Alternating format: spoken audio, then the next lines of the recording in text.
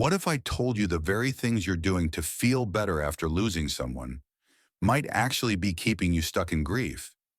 Because the truth is, healing after the loss of a spouse isn't about time, it's about the choices you make. Let's talk about the 5 silent mistakes people often make after their partner passes, and how avoiding them can gently guide you toward peace, clarity, and a new beginning. Hey, if you're here watching this video, first, I want to say you're not alone. I know it's not easy. Grief is heavy, it's confusing, and it doesn't come with a map. But sometimes hearing the right thing at the right time can help you breathe a little easier. So if any part of this video resonates with you, please drop a comment below with the number of the lesson that hits you the hardest and tell me why. Your story might just help someone else feel seen. And if you haven't already, hit that subscribe button and turn on the bell so you don't miss future videos. We're building a space here to heal, learn, and grow together. Now let's talk about the things no one warns you about, the 5 choices that could be silently holding you back from healing. Number 1, rushing financial decisions in the middle of grief. Let me tell you a story about Jean. Jean lost her husband of 40 years unexpectedly. Within a week, people started asking her, "So what are you going to do with the house?" Someone even offered to help her sell it before the market drops. It was like her loss triggered a countdown timer in everyone's head. Move fast before everything collapses. So, overwhelmed and heartbroken, she started making calls. She canceled some accounts, sold a few items, and even thought about moving into a condo near her daughter. But 3 months later, Jean found herself crying not just over her husband, but over everything else she'd lost. Familiarity, stability, the comfort of home. She wasn't ready. She had made decisions based on fear, pressure, and confusion, not peace. Here's the thing. When you're in the depths of grief, your brain isn't processing like it normally does. That fog is real, and it's no time to make life-altering financial choices unless absolutely necessary. Take a breath. Talk to someone you trust. And most importantly, give yourself time. There's no deadline on grief, and there shouldn't be one on your financial future either. Number 2, isolating yourself from the world. After her husband passed, Linda stopped answering her phone. She let texts pile up, skipped church, even stopped going to her weekly book club. "I just didn't want to be around anyone," she said. "No one got it." And honestly, that's understandable. Grief can make even the simplest conversations feel exhausting. But over time, loneliness starts to shift from a choice into a prison, one that's harder to escape the longer you stay in it. Linda didn't realize how much her isolation was amplifying her pain until one day her granddaughter stopped by unexpectedly with cookies. They sat, talked, laughed. It wasn't a magical cure, but it broke the silence. Grief is heavy, but connection can lighten the load. You don't have to force yourself into big crowds. Start small, call a friend, go for a short walk, join a support group, even online. Let people in, just a little. The right ones won't try to fix you. They'll just sit with you exactly as you are. Number 3, neglecting your health. While you try to hold it together, when Mark lost his wife, he was the image of functioning grief. Paid the bills, went to work, checked on the kids. He kept it all together on the outside. But inside, he'd stopped eating regularly, stopped sleeping well, ignored his doctor's calls, told himself, "I'll deal with my stuff later." One night after fainting in the kitchen, his daughter rushed him to the ER. He was severely dehydrated and borderline diabetic. His body had been screaming for attention while he was busy pretending he was fine. Here's the truth nobody talks about. Grief isn't just emotional, it's physical. It affects your heart, your immune system, your sleep, your appetite. And if you don't take care of your body, your grief will hit you harder, not go away faster. You don't need a fitness plan or a meal prep schedule. Start small, drink water, take a walk, eat something nourishing, book that appointment, because healing isn't just about your heart, it's about your whole self. Number 4, jumping into a new relationship too soon. Let's be honest, no one wants to feel lonely forever, and companionship is a beautiful thing. But there's a difference between being ready for a relationship and trying to fill a void. Take Steve, for example. Just 6 months after his wife passed, he started dating someone new. Everyone around him said, "Good for you." But deep down, he knew.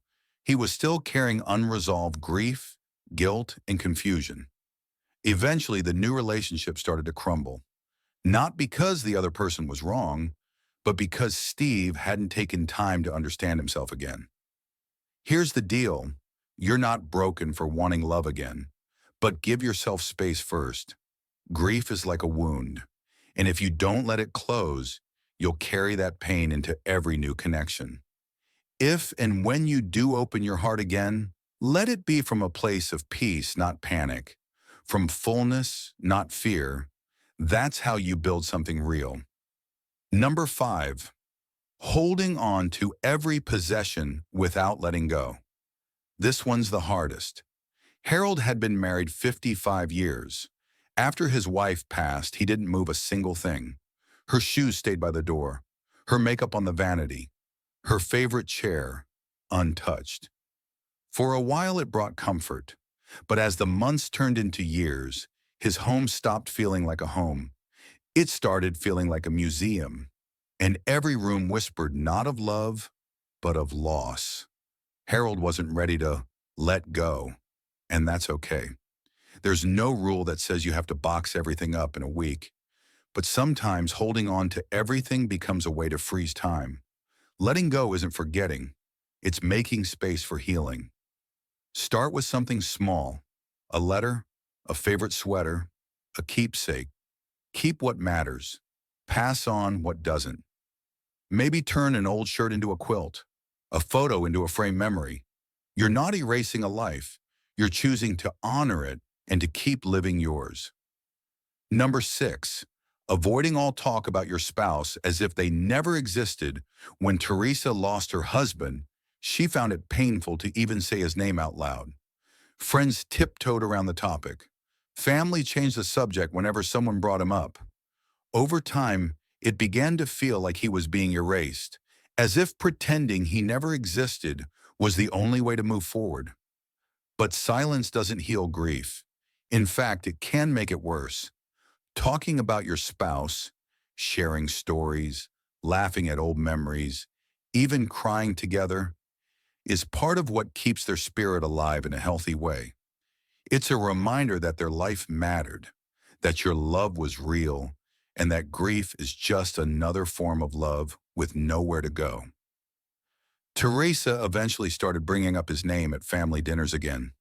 "He would have loved this recipe," she said once, smiling through tears, and the energy in the room shifted.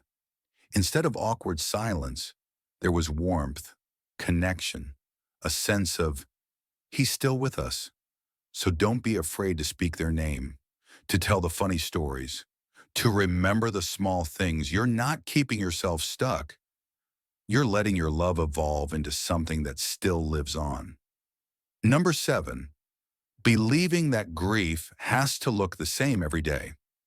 Grief is weird.